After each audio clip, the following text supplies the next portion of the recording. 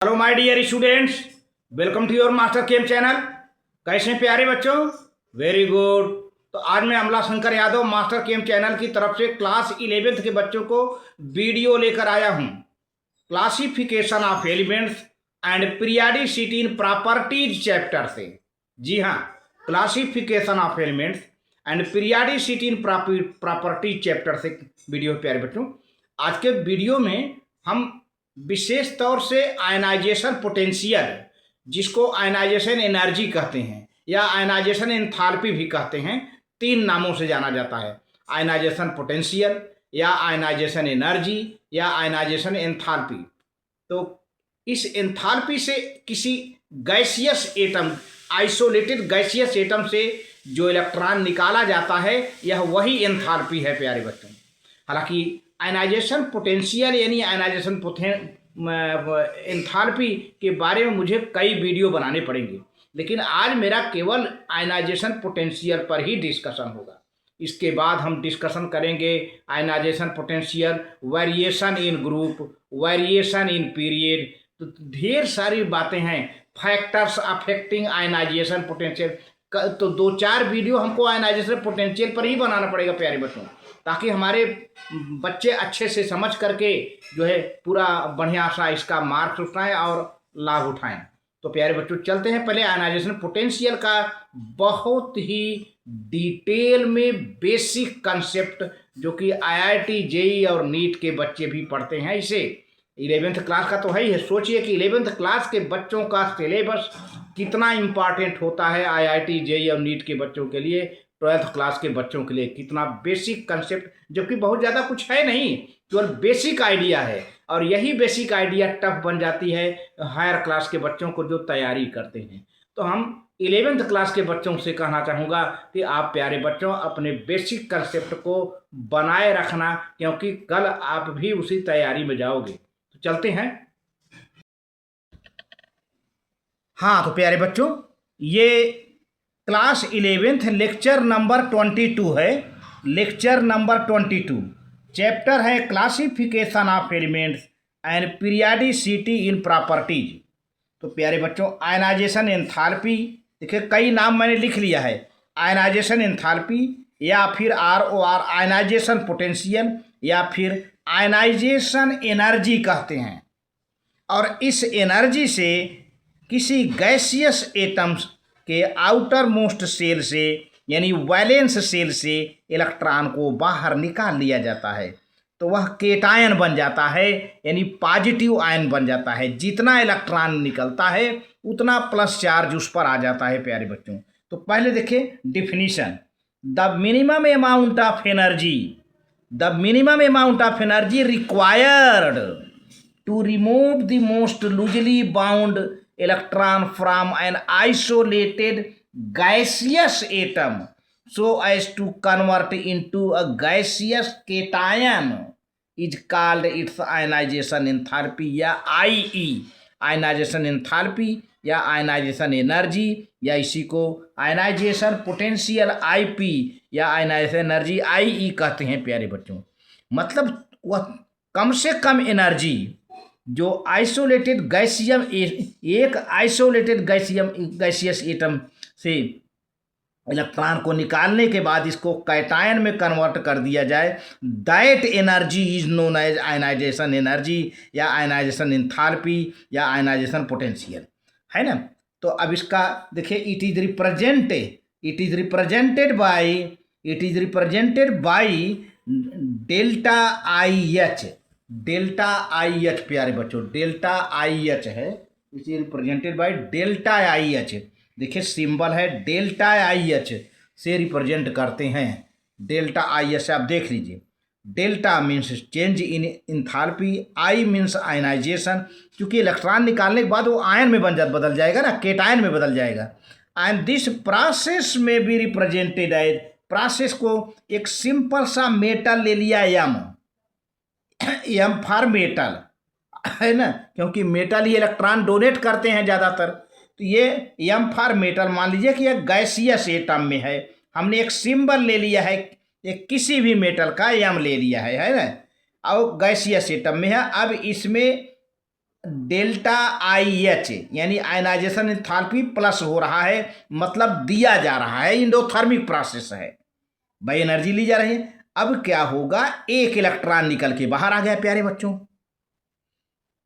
अब यह isolated gaseous atom ये गैसियस केटायन में बदल गया M+1। एम क्योंकि एक इलेक्ट्रॉन निकला है प्यारे बच्चों, एक इलेक्ट्रॉन यहां पर 1 इलेक्ट्रॉन निकला है, तो 1+ चार्ज आ गया। तो अब ये जो एनर्जी खर्च हुई है इस इलेक्ट्रॉन को बाहर निकालने में, यही एनर्जी प्यारे बच्चों, यही एनर्जी क्या कही जाएगी, आयनाइजेशन एंथैल्पी या आयनाइजेशन पोटेंशियल या आयनाइजेशन एनर्जी कही जाएगी प्यारे बच्चों। ये एनर्जी दिया गया, इलेक्ट्रॉन एक्साइटेड होके बाहर निकल गया, जो है जो बैलेंस इलेक्ट्रॉन है।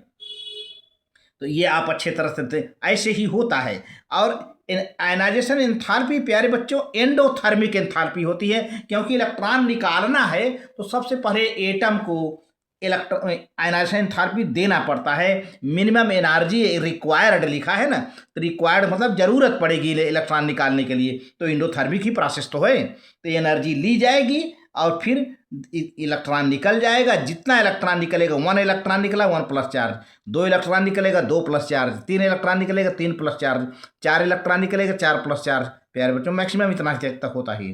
अब थोड़ा सा देख लिया जाए कि आखिर इसके यूनिट। प्यारे बच्चों ज़्यादातर आप लोग कैलकुलेशन में बड़ा मिस्टेक करते हो, calorie, kilo calorie, electron volt, इन सब बातों से आप लोग जानकार नहीं हो पाते हो या कंसेप्ट आपका डेवलप नहीं पाता। तो थोड़ा सा देखिए यूनिट्स ऑफ आयनाइजेशन एंथैल्पी, इसकी ओर भी ध्यान दीजिए। It is measured in units of electron volts EV. Ionization enthalpy को ज़्यादातर अधिकतर आप देखते हैं इलेक्ट्रॉन वोल्ट में ही मेजर किया जाता है। इलेक्ट्रॉन वोल्ट, अब क्या है इलेक्ट्रॉन वोल्ट हम आगे डिस्कस करते हैं। और कभी कभी आपने देखा होगा किलो कैलोरी, तो ये जो है it is measured in units of electron volt per atom. पर एटम माने एक एटम का, एक एटम का जो है पर एटम इलेक्ट्रॉन वोल्ट है, 2 एटम का नहीं, केवल एक एटम प्यारे बच्चों। और किलो कैलोरी पर मोल, किलो कैलोरी पर मोल कहिए, या इसको इलेक्ट्रॉन वोल्ट पर एटम कहिए, या किलो कैलोरी पर मोल, अगले पेज पर है मोल, किलो कैलोरी पर मोल प्यारे बच्चों। तो पहले आप इसको नोट कर लीजिए, बहुत बढ़िया, ठीक है। हाँ, तो किलो कैलोरी पर मोल आ गया ना, या आप 60 में लिखना चाहते हैं KCAL पर मोल, MOL मोल पर मोल हो गया ना, या 60 में ऐसे लिखें, चाहे किलो कैलोरी पर मोल लिख लें, 60 में ऐसे ज़्यादा लिखा जाता है। या फिर kilo joule, KILO kilo joule per mole, इसको 60 में लिखा गया KJ पर मोल, KJ माने किलो जूल पर मोल, ऐसे भी ये सब जानते रहिए। अब कैसे कन्वर्ट होता है electron volt kilo calorie per मोल, किलो जूल पर मोल, इसका भी ध्यान रखिए। वैल्यू में मिस्टेक होती है जो, तो 1 electron volt is energy acquired by an electron while moving under A potential difference of 1 volt. तो प्यारे बच्चों 1 इलेक्ट्रॉन वोल्ट क्या है, एनर्जी है, जो कि 1 electron volt potential difference 1 volt का रहा, तब जो है इलेक्ट्रॉन निकल जाता है। 1 electron volt is the energy acquired by an atom while moving under A potential difference of 1 volt, यानी वहाँ पे पोटेंशियल डिफरेंस 1 वोल्ट का रहो। अब जरा देखिए 1 electron volt per atom, 1 electron volt per atom किसके बराबर होता है, 3.83 इंटू 10⁻⁻20 कैलोरी पर एटम। ध्यान दीजिए, या इसी को लिख लीजिए इक्वल 1.602 इंटू 10⁻⁻19 जूल पर एटम। 1 इलेक्ट्रॉन वोल्ट या तो इसके बराबर होगा या तो इसके बराबर होगा, है ना। या और काम करिए कि कैलोरी पर एटम है, जूल पर एटम है, तो भैया दोनों को मल्टीप्लाई कर दो, है ना। तो क्या हो जाएगा, दोनों को मल्टीप्लाई नहीं करना पड़ेगा, अवोगाड्रो नंबर लेना पड़ेगा, अवोगाड्रो नंबर, या इसको कहीं हम पर मोल में ले जाएंगे तो 1 मोल इजकल टू कितना हो जाता है 6.023 10⁻23 होता है। पर मोल में ले लीजिए तो 3.83 कैलोरी पर एटम है ना, एक एटम का है, तो 6.023 10⁻23 एटम के लिए कितना होगा 1 मोल के 1 मोल में 1 मोल के लिए 1 मोल में इतना एटम आ जाएंगे। तो ये लिख लो प्यारे बच्चों, या तो ऐसे 3.83 इंटू 10⁻2 -2 इंटू -2 नहीं माइनस ये 20 हो जाएगा, 20 है ना, ये हो जाएगा कि इंटू 6.023 10⁻23 कैलोरी पर मोल। अब इसकी वैल्यू आ जाएगी 23.06 किलो कैलोरी पर मोल। पूरा मल्टीप्लाई कर देंगे, ये पूरा मल्टीप्लाई कर देंगे तो इतना आ जाएगा 23.06 किलो कैलोरी पर मोल। ध्यान दीजिए, और आगे बढ़ना हो तो अब ये जो वैल्यू नहीं है 1.602 10⁻⁻19 इंटू इसमें मल्टीप्लाई कर दीजिए 6.023 10⁻23 जूल पर मोल आ जाएगा। अगर कैलोरी में मोल से मल्टीप्लाई कर देंगे तो किलो कैलोरी पर मोल आ जाएगा, है ना। और अगर जो है क्या कहते हैं जूल पर एटम में मल्टीप्लाई कर देंगे तो 96.49 किलो जूल पर मोल आ जाएगा प्यारे बच्चों, है ना। ये है।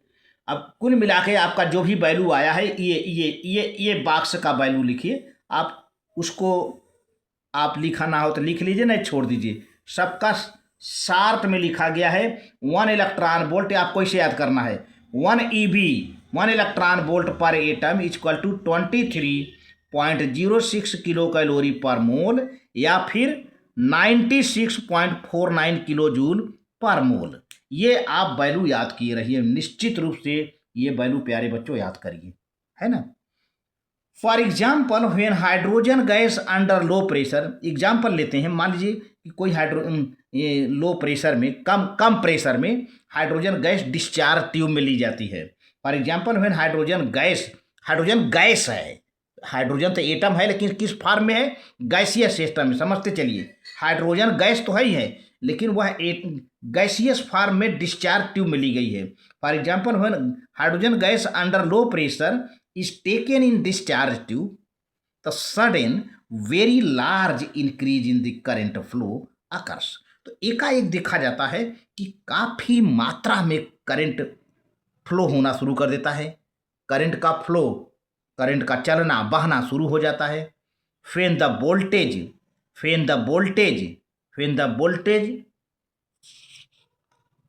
Is 13.58 volt. प्यारे बच्चों, जब वोल्ट को हम 13.58 करते हैं, द वोल्टेज को हम 13.58 वोल्ट करते हैं तो एकाएक काफ़ी करंट फ्लो करना शुरू कर देता है प्यारे बच्चों। तो इसको नोट कर लीजिए, आप इसको नोट कर लीजिए, बहुत बढ़िया।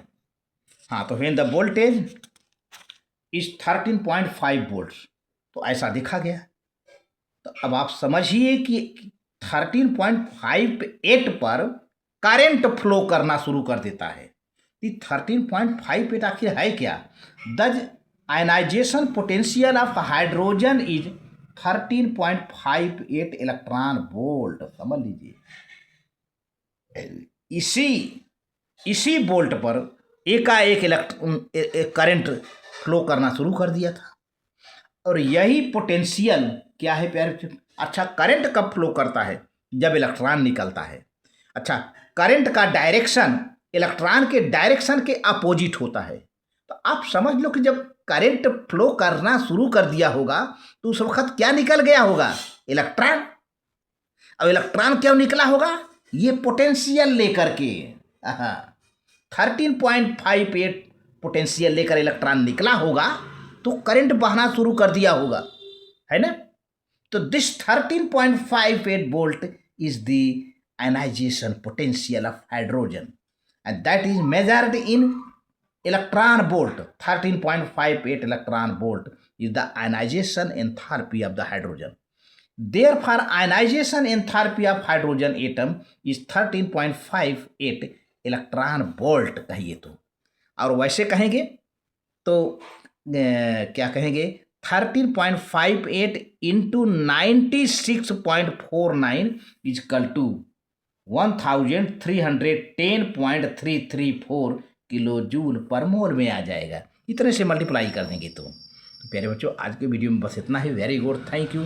तो आपने आज हमने जानकारी किया है कि ये electron volt, kilo joule per मोल, हैं, किलो जूल पर एटम, ये सब सारी बातों का डिस्कशन हुआ जिसको आप नोट भी कर लिए हैं वैल्यू, और आयनाइजेशन पोटेंशियल आखिर होती क्या है। अब हम अगले वीडियो में प्यारे बच्चों डिस्कस करेंगे कि आखिर आयनाइजेशन पोटेंशियल, जिसको कि आपका क्वेश्चन बनता है ज़्यादातर। तो अब देखिए बेसिक, पहले तो आप जानिए कि आयनाइजेशन पोटेंशियल क्या होता है। आप जान गए इलेक्ट्रॉन निकालने के लिए जो एनर्जी ली जाती है वही आयनाइजेशन पोटेंशियल है। यह एक इंडोथर्मिक प्रोसेस है। अच्छा, अब आखिर ये आयनाइजेशन पोटेंशियल पीरियड में क्यों घटता बढ़ता है, ग्रुप में क्यों घट जाता है, तमाम सारी बातों का डिस्कशन हम अगले वीडियो में करेंगे प्यारे बच्चों। Very good, thank you.